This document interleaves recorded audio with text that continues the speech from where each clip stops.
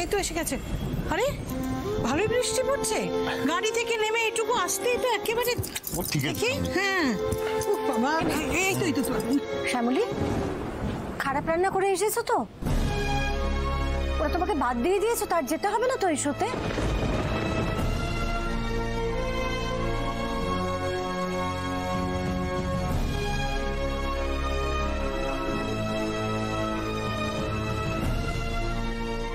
আসলে মামুনি, মানে থাক শ্যামলী, অনেক হয়েছে। টেলিকাস্ট লাইভ হচ্ছিল, আমরা সবাই দেখেছি। আমি শুধু শুনতে চাইছি তুমি নিজের মুখে কি বলো।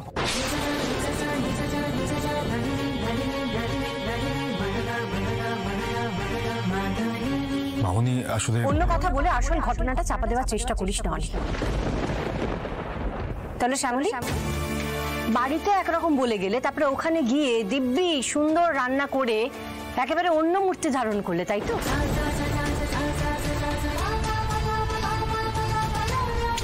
বৌমা, ওভাবে কি খারাপ রান্না করা যায়? মা, তাছাড়া এখনো তো কোনো রেজাল্ট কিছু ঘোষণা হয়নি। রোহিণী, আচ্ছা তোরা কি কিছু বুঝিস না নাকি ভাবিস আমি কিছু বুঝি না বলতো? ওখানে শ্যামলীর যেভাবে প্রশংসা হয়েছে, সেখানে অন্য কেউ বাদ গেলেও শ্যামলী তো বাদ যাবে না অন্তত। দেখো বৌমা, এটা তো খারাপ কিছু না।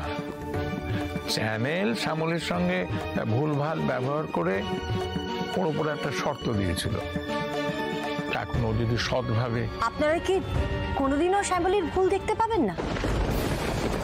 এই একটা শো নিয়ে এত বড় কাণ্ড ঘটে গেল, আমার ছেলেটার মাথা অব্দি ফেটে গেল, আর এখন শ্যামলী ওই শোতেই যাবে, গিয়ে পার্টিসিপেটও করবে। আমি জানতাম মহেশ্বর, মামুনির পক্ষে এটা মেনে নেওয়া সহজ হবে না।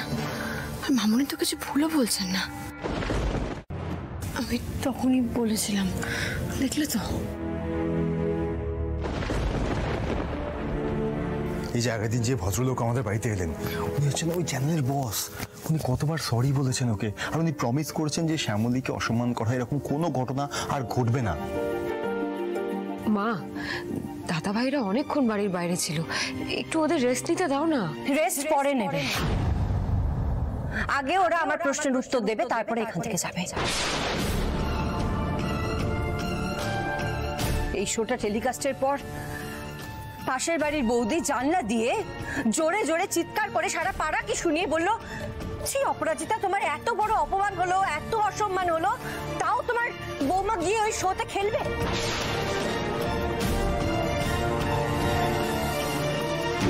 ছি ছি ছি ছি ছি ছি, লজ্জা আমার মাথা একেবারে কাটা যাচ্ছিল। শ্যামলী, একটা কথা আমায় স্পষ্ট করে বলো তো, তুমি কি এই শোটাতে থাকছো? হ্যাঁ, ও থাকছে মামুনি, আর ও থাকছে তার কারণ হলো